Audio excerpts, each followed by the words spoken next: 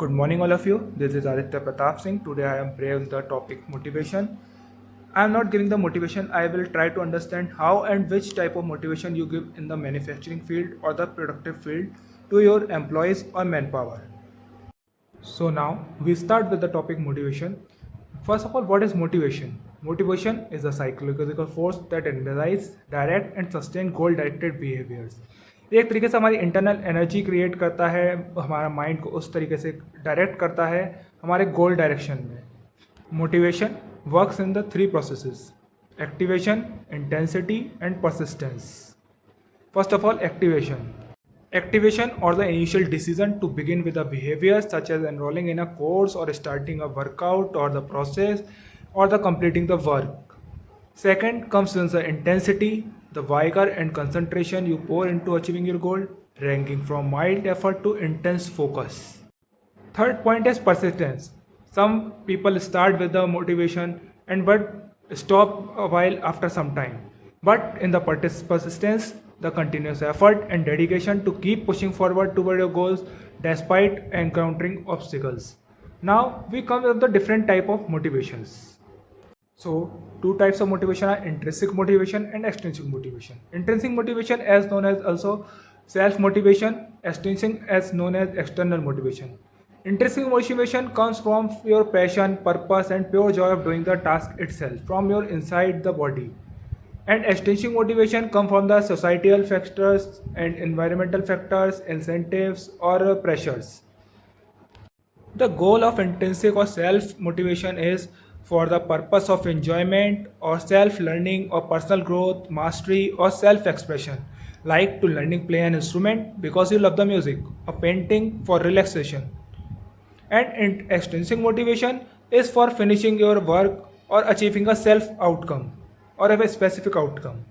A common example of extrinsic motivation is a child studying hard for the exams for bypassing a negative consequence or earning the compensation in the favor of the good results for in the exams.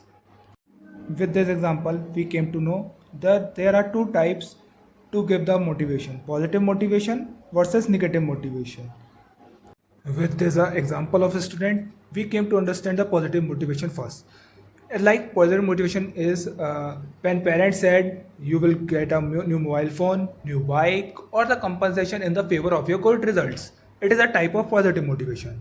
And if parents said that if you get the low score or failed, then you will not be allowed to go in the summer vacations or winter vacations, or you will not get anything and you will not get the mobile phone to be touched.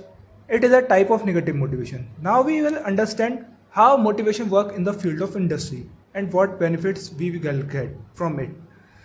If you are on a higher position in the industry, then you will learn how to give the which type of motivation will be suitable to your condition to a junior.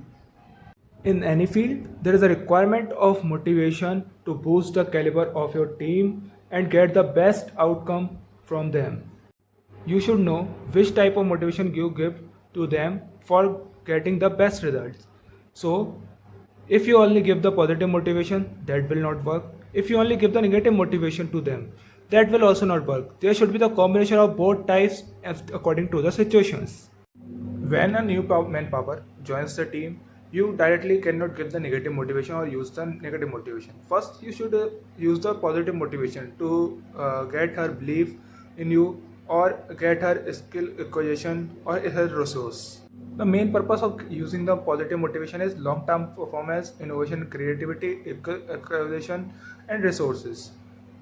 Long-term performance best for building deep-rooted commitment, loyalty, and culture of continuous improvement. It is given in the way of rewards such as bonuses, promotion, or public recognition to encourage desired behavior of the people.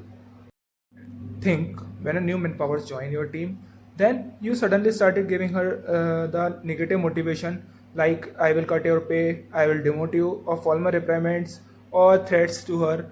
Then the situation will be that he will get the negative psychology about the company, about you, and he will not give his 100% outcome, or maybe he will leave soon. You can lose a permanent resource or a good skill acquisition in a less time.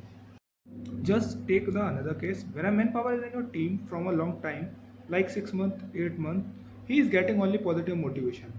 Then his human tendency awake to ignore the basics like safety or pending work or breaking rule.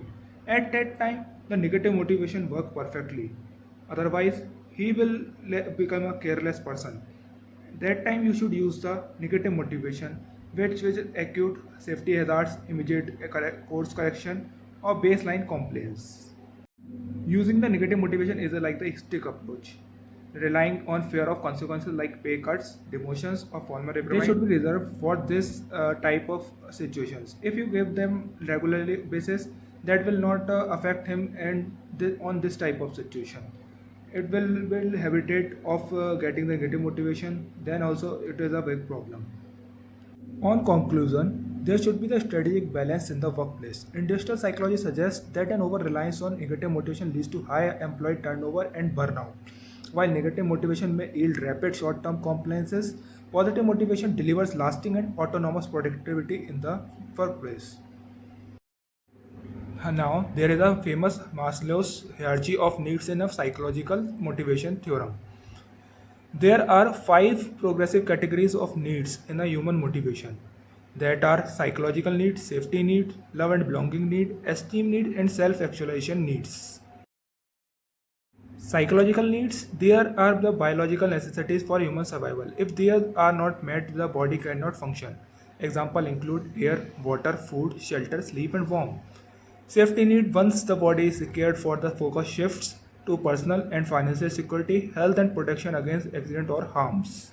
This also includes the job security, insurance, and living in a safe environment. Third is love and belonging need. At this stage, human crave social connection. This involves friendship, intimate relationship, family bonds, and feeling accepted by community or the new team. Esteem needs, these represent the desire to feel respected, valued, and recognized by others. This includes self confidence, achievement, status, and personal dignity. Self actualization needs, at the pinnacle of the pyramid, is the pursuit of personal growth and realization of one's full potential. This there is about becoming the absolute best version of his herself. So this theory of Maslow suggests that if the person has the job security or a good relationship in the team and having the new bonuses or premises and having the physical and psychological needs fulfilled, then he will give his perfect outcome and work on his full potential. Now, we will understand the famous theory of Douglas McGrath's theory X and theory Y, describing two contrasting assumptions managers make about employee motivation. Theory X assumes workers are inherently lazy and require string supervision using a carrot and stick approach. Theory Y assumes employees are naturally self-driven, creative, and thrive when given autonomy and responsibility. First, theory X, the authoritative approach. This theory relies on the premises that the average person dislikes work and will avoid it whenever possible. First, there is a core assumption. Employees inherently lack ambition, avoid responsibility, and primarily work and for financial security or to avoid punishments. And there is a management style, authorization, and micromanage. Managers use tight control, detailed instructions, and external reward or penalty system to derive productivity. And it is best used for highly routine, repetitive, or hazardous environment where strict safety procedures and consistency are critical. Then there comes the theory Y, the participative approach. This theory takes a more humanistic and optimistic view, suggesting that physical and mental effort at work is as natural as play or rest. Core assumptions are employees are internally motivated, seek challenges, and will exercise self-direction and self-control if they are committed to organizational objectives. And its management style are democratic and collaborative. Managers empower their terms by providing autonomy, fostering creativity, and involving work in participative decision making. It's best used for knowledge-based roles, creative fields, or highly skilled teams that require innovation, problem-solving, and continuous growth. Understanding both theories help leaders their management style to fit their team's specific capabilities and demands of the work environment. If you want to apply theory X in manufacturing, this approach focuses on strict processes, standardizing, formatting, and direct supervision. It will work where the assembly lines, hazardous areas, and high volume, low margin production. It is used for strict compliance with safety rules, minimize human error, and keeps output predictable. Its drawback is can lead to low morale, high employee turnover, and a lack of work power initiatives. Now, applying the theory Y in manufacturing. This approach focuses on employee empowerment, continuous improvement, and skill development. It works where the lean manufacturing, quality control circles like Six Sigma and automatic production cells are working. It is used workers for encouraging to spot defects, suggest process improvement, and take ownership of the workstation. Its drawback is significant training times and rely on workers who actually want to develop their skills. Its the model solution is a hybrid model. Most successful modern plants use a blended approach. They use theory X for the process and theory Y for the people or the operators. Now, I can hope will understand how and which type of motivation is required in which field and on which situation. Now, in our next video, the next topic will be the leadership. Thank you.